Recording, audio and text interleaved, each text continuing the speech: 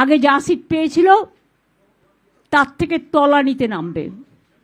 মানুষকে ভোটের লাইনে দাঁড় করিয়ে হ্যারাস করা, এসআইআর নামে লক্ষ লক্ষ মানুষের নাম বাদ দেওয়া, 200 মানুষের আত্মা কাঁদছে, আধারের নামে লাইন দেয়া, গ্যাসের নামে সার্ভার বন্ধ করে মানুষকে প্যানিকি করা, নোটবন্দির নামে লাইন করা, এসআইআর এর নামে লাইন করা, নিজেরা কিন্তু বেলাইন হয়ে যাবেন এই নির্বাচনে। বাংলার অস্মিতা রক্ষার লড়াই এটা, বাংলার অস্তিত্বের লড়াই এটা। যত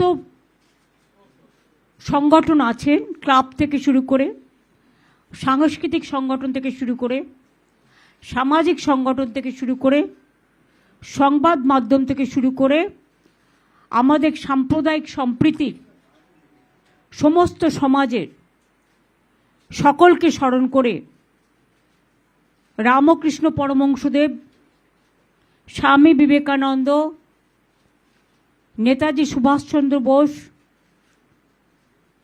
মহাত্মা গান্ধীজি থেকে শুরু করে, বল্লভভাই প্যাটেল থেকে শুরু করে, রাজেন্দ্র প্রসাদ থেকে শুরু করে, রবীন্দ্র নজরুল থেকে শুরু করে, ঈশ্বরচন্দ্র বিদ্যাসাগর থেকে শুরু করে, রাজা রামমোহন রায় থেকে শুরু করে, বিনয় বাদল দীনেশ থেকে শুরু করে, মাস্টারদা সূর্য সেন থেকে শুরু করে, ক্ষুদিরাম প্রফুল্ল চাকি থেকে শুরু করে, গুরু নানক থেকে শুরু করে, মতুয়া ঠাকুর থেকে শুরু করে, পঞ্চানন বর্মা থেকে শুরু করে, রঘুনাথ মুর্মু থেকে শুরু করে,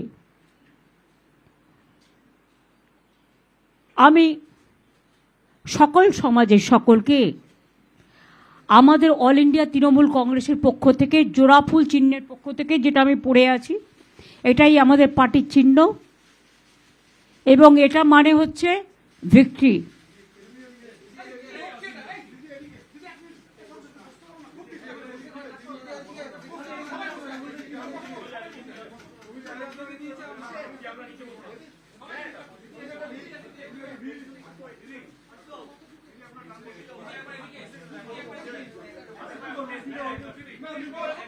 আমি আপনাদের সকলকে বলবো,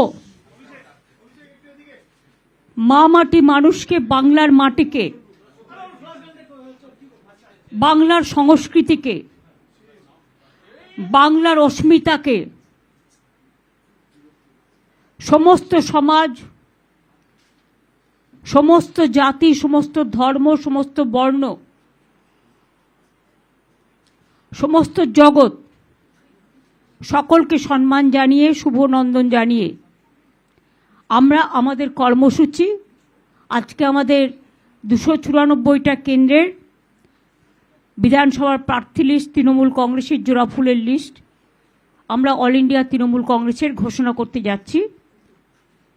তার আগে আপনাদের একটি বক্তব্য আছে আপনাদের কাছে আমার। আমি বিজেপি পার্টিকে বলবো, এত ভয় পাচ্ছেন কেন? ভদ্রভাবে, কারণ ওনাদের সৌজন্যতা নেই, আমাদের আছে। বলবো আপনাদের শুভবুদ্ধির উদয় হোক এবং আপনারা এজেন্সিদের দিয়ে কলকাঠি না নাড়িয়ে, লক্ষ লক্ষ বাইরের লোক না নিয়ে এসে, এখানে গ্যাসের সংকট না করে, পেট্রোলের সংকট না করে, স্কুলগুলোর সংকট না করে লড়াইটা আসুন না। শান্তিপূর্ণভাবে, সৌজন্যমূলকভাবে, রাজনৈতিকভাবে লড়াইটা হোক, গণতন্ত্রের ভিত্তি মজবুত করবার জন্য।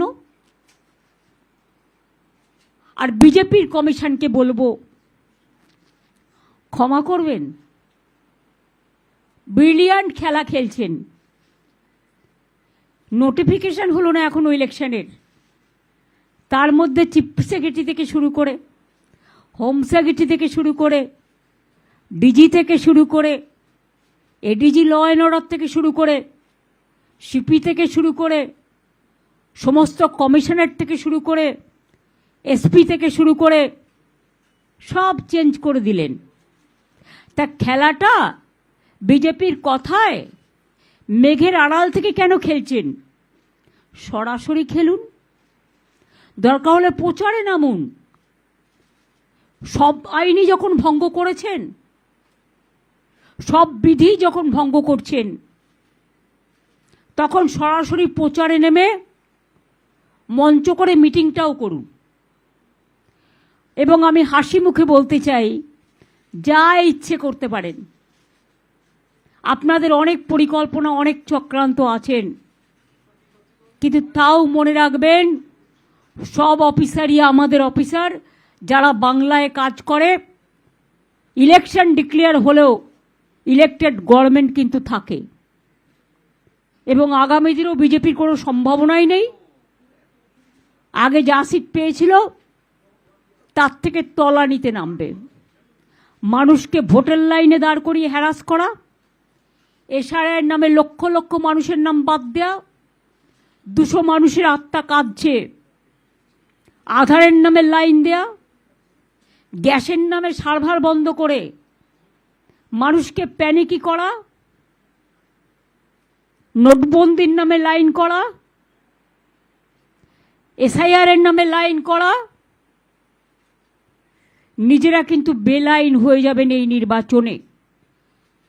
বাংলার অস্মিতা রক্ষার লড়াই এটা, বাংলার অস্তিত্বের লড়াই এটা। এই লড়াইয়ে বাংলা জিতবে, আর বাংলার মামাটি মানুষ জিতবে। দিল্লিকা লাড্ডুরা জিতবে না। আমাদের হাত থেকে তো সব পাওয়ার কেড়ে নিয়েছেন, কিন্তু একটা পাওয়ার কাটতে পারেননি, সেটা হচ্ছে ম্যান পাওয়ার। ভোটটা কিন্তু মানুষ দেয়, মনে রাখবেন। আর যারা নিজেরা জিততে পারবেন না বা পারার সম্ভাবনাই নেই, তারা পার্টি অফিসে বসে নাম চেঞ্জ করছেন, সব অফিসারদের চেঞ্জ করে দিচ্ছেন। আমি চ্যালেঞ্জ করে বলছি, অন্য রাজ্যে কি করেছেন? এখনো তো নোটিফিকেশন হয়নি। তো এবার যদি ডিজাস্টার হয়, কে দেখবে বলুন? যে চিফ সেক্রেটারি জানতো পরিস্থিতিটা, কোন রাজ্যে কোন জেলায় কি হলে কি হতে পারে, জলের সংকট হলে কে দেখবে? সব দায়িত্ব নির্বাচন কমিশন আর বিজেপিকে নিতে হবে। ল অ্যান্ড অর্ডার প্রবলেম হলেও আপনাদের দায়িত্ব নিতে হবে। কয়েক লাখ যে সেন্ট্রাল ফোর্স নিয়ে আসবেন, তাদের খাওয়াবে কে? স্কুলগুলোর পড়াশোনা তো বন্ধ হয়ে যাবে। তাদের যদি সব গ্যাস চলে যায় গ্যাস দিতে, আমি তাদের ডিসরেসপেক্ট করি না, তাহলে আমাদের লোকেরা